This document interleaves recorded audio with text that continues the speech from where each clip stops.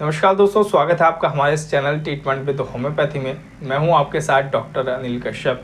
दोस्तों, अगर आपको सांस लेने में कठिनाई होती है, आपकी सांस फूलती है, जरा सा आप चलते फिरते हैं तो आपकी सांस फूलने लगती है, जरा सा आप कोई काम कर लें तो आपकी सांस फूलने लगती है।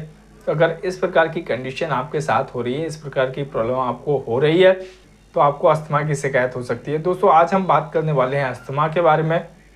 जानेंगे इस वीडियो में अस्थमा के पीछे क्या क्या कारण हो सकते हैं और इसमें क्या क्या पेशेंट को सिम्टम्स देखने को मिल सकते हैं और होम्योपैथी में किन दवाओं के द्वारा आप इसको पूरी तरीके से जड़ से ठीक कर सकते हैं। दोस्तों, इसी के बारे में आज इस वीडियो में हम बात करने वाले हैं, तो दोस्तों जुड़े रहिएगा वीडियो के लास्ट तक। बताना चाहूँगा, अभी तक आपने हमारे चैनल को सब्सक्राइब नहीं किया है तो सबसे पहले सब्सक्राइब कर लें और बेल आइकन को प्रेस कर लें ताकि चैनल से जुड़ी हर नोटिफिकेशन पहुंचे आप तक सबसे पहले। तो आइए दोस्तों शुरुआत करते हैं। दोस्तों, सबसे पहले बात करते हैं अस्थमा किसे कहते हैं। दोस्तों, जो हमारी सांस की नली होती है जिसको एयरवे कहा जाता है, अगर इसमें इन्फ्लामेशन आ जाए, इसमें सूजन आ जाए, तो ये जो सांस की नली होती है इसमें सिकुड़न आ जाती है, जिसकी वजह से हमें सांस लेने में कठिनाई होती है। कई बार जो एयरवे होता है, जो सांस की नली होती है, इसमें बलगम भी भर जाता है। ऐसी कंडीशन को अस्थमा या दमा कहा जाता है। दोस्तों, बात करते हैं इसके कॉजेज के बारे में, इसके कारण के बारे में। अस्थमा होने के पीछे क्या क्या कारण हो सकते हैं। तो दोस्तों, इसका पहला कारण होता है रेस्पिरेटरी ट्रैक इन्फेक्शन। दोस्तों, अगर किसी को रेस्पिरेटरी ट्रैक इन्फेक्शन हो गया है, सांस की नली पर अगर किसी प्रकार का संक्रमण हो गया है तो अस्थमा की समस्या हो सकती है। दोस्तों, इसका अगला कारण होता है जेनेटिक्स। दोस्तों, अगर किसी के परिवार में इस प्रकार का इतिहास रहा हो, अगर किसी के परिवार में किसी को अस्थमा की शिकायत रही हो, उसके मदर फादर में, दादा दादी में, तो हो सकता है आगे चलकर जो उनकी संतानें होती हैं उनमें अस्थमा की शिकायत देखी जा सकती है। दोस्तों, इसका अगला कारण होता है स्मोकिंग। दोस्तों, जो लोग स्मोकिंग करते हैं, बीड़ी या सिगरेट वगैरह पीते हैं, तो उन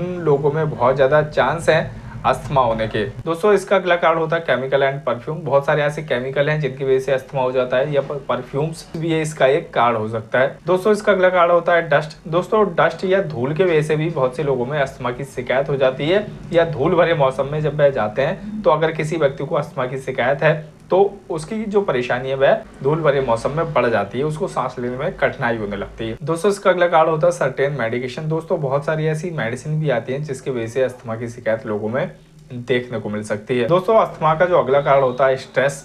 दोस्तों, स्ट्रेस भी एक कारण हो सकता है अस्थमा के लिए। दोस्तों, अगला कारण जो होता है पेट्स।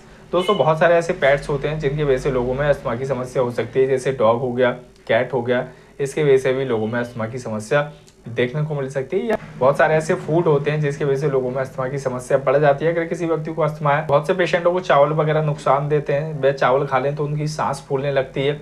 बहुत सारे ऐसे ठंडी चीज़ें होती हैं, जैसे दही वगैरह का इस्तेमाल कर लें तो उनकी सांस फूलने लगती है, सांस लेने में कठिनाई होने लगती है।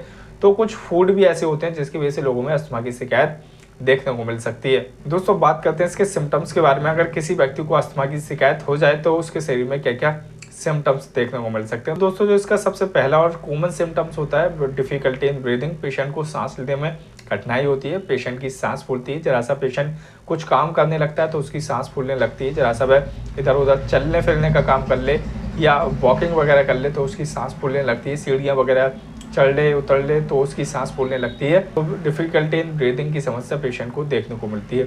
दोस्तों, इसका अगले सिम्टम्स होता है चेस्ट टाइटनेस। दोस्तों, सीने में भारीपन सा पेशेंट को महसूस होता है, अकड़न सी पेशेंट को सीने में महसूस होती है, या चेस्ट पेन की समस्या पेशेंट को देखने को मिल सकती है, सीने में इसकी वजह से दर्द हो सकता है। दोस्तों, इसका अगला सिम्टम्स होता है कफ। पेशेंट को खांसी हो सकती है और पेशेंट को खांसी में बलगम की शिकायत देखने को मिल सकती है। दोस्तों, जो खांसी है वह रात के समय में पेशेंट को कई बार ज़्यादा होती है, या जो अस्थमा वाला पेशेंट होता है उसकी रात के समय में कई बार सांस फूलती है। पेशेंट को रात के समय में सांस लेने में इतनी कठिनाई होती है, रात के समय पेशेंट को खांसी होने लगती है, इतनी खांसी या इतनी सांस लेने में कठिनाई होती है कि पेशेंट को रात को उठकर बैठना भी पड़ जाता है। तो दोस्तों, इसका अगला सिम्टम्स होता है व्हीजिंग। दोस्तों, पेशेंट के फेफड़ों से सीटी जैसी आवाज़ आती है, जब वह सांस लेता है या सांस छोड़ता है तो पेशेंट के फेफड़ों से सीटी की तरह एक आवाज़ निकलती है। तो कुछ इस प्रकार के सिम्टम्स पेशेंट को देखने को मिलते हैं अस्थमा या दमा के केस में। दोस्तों, बात करते हैं इसकी बेस्ट होम्योपैथिक मेडिसिन के बारे में। होम्योपैथी में कौन कौन सी दवाओं के द्वारा आप अस्थमा को पूरी तरीके से ठीक कर सकते हैं। तो दोस्तों, जो पहली मेडिसिन है ब्लाटा ओरिएंटलिस क्यू। दोस्तों, अस्थमा की होम्योपैथी में सबसे ज़्यादा अच्छी और इफेक्टिव दवा है ब्लाटा। दोस्तों, कितना भी पुराना अगर किसी को अस्थमा है, कितना भी पुराना अगर किसी को दमा है, तो उसको इस मेडिसिन की सहायता से बहुत ही जल्द ठीक किया जा सकता है। दोस्तों अगर बात करें इसकी डोज के बारे में तो दोस्तों जो इसकी डोज है वो 20-20 बूंदे सुबह दोपहर शाम आधे कप गुनगुने पानी में डालकर दिन में 3 बार ले सकते हैं। दोस्तों अगर बात करें अगली मेडिसिन के बारे में तो दोस्तों जो अगली मेडिसिन है जस्टिसिया धर्तोटा क्यू। दोस्तों जो जस्टिसिया मेडिसिन होती है ये भी अस्थमा या दमा की बहुत ज़्यादा अच्छी मेडिसिन है। अगर किसी की सांस फूल रही है, सांस फूलने के साथ साथ खांसी आ रही है और खांसी में बहुत ज़्यादा बलगम आ रहा है तो बलगम को निकालने का काम ये मेडिसिन करती है और सांस लेने में जो कठिनाई हो रही है उसको ठीक करने का भी काम जस्टिसिया मेडिसिन करती है। दोस्तों अगर इस प्रकार के सिम्टम्स आपको देखने को मिल रहे हैं तो उसको ठीक करने के लिए आप होम्योपैथिक मेडिसिन जस्टिसिया का इस्तेमाल कर सकते हैं। इसकी जो डोज है वो 20-20 बूंदे सुबह दोपहर शाम आधे कप गुनगुने पानी में डालकर दिन में 3 बार आप इस मेडिसिन का भी इस्तेमाल कर सकते हैं। दोस्तों बात करते हैं अगली और लास्ट मेडिसिन के बारे में तो दोस्तों जो अगली मेडिसिन है ग्रिंडेलिया रोबस्टा क्यू।